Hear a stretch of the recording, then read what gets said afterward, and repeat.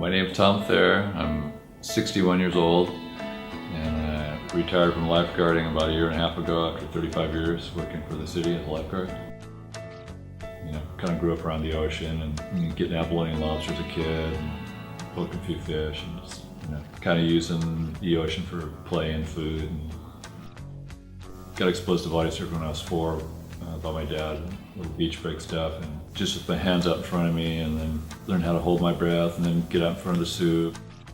When I started, the guys that were lifeguards, they were, you know, free divers, you know, surfers, you know, distant paddlers, you know, it was kind of more like ocean kind of water guys.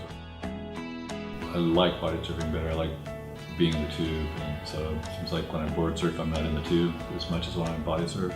You know, things go bad, you don't have a board that you're dealing with. On the body, if things go bad, you know, I just go out through the back. The more you keep your body out of the water, the faster you can go. You need to cover more ground as the waves get bigger. So as the waves get bigger, you kind of have to develop another skill set on how to get from point A to point B. Well, I kind of got interested in gardening when I was living on the North Shore of Oahu in the early 70s, taking care of some papaya and banana trees. And I bumped into a guy that was using the byproduct from kelp. They were harvesting that kelp out in La Jolla.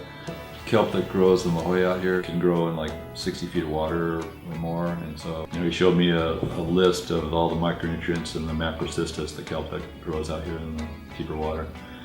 And it had zinc, magnesium, boron, and this big list of trace minerals. So I started getting kelp, and I'll chop all that stuff and chop the leaves up. And then I heard you don't have to rinse it, but I do. And I chop it up and I get it in a container about this big, and then rinse it, and then I put that in a 32-gallon trash can, and use maybe this much in a 5-gallon bucket of that solution, dilute that with water, and that's what I water my vegetables with. And it stimulates them to grow and makes them taste sweeter. Plants really love it. I incorporate that in when I'm planting. I'll dig a hole and throw compost in it, some organic fertilizer, and some of the kelp, and use the kelp tea to water them with. It does pretty good things. You know, makes everything grow really well and tastes really good. A lot of good stuff with the ocean. You know, fun in the ocean, livelihood, food, and then gardening. It's, you know, it's good working with the soil.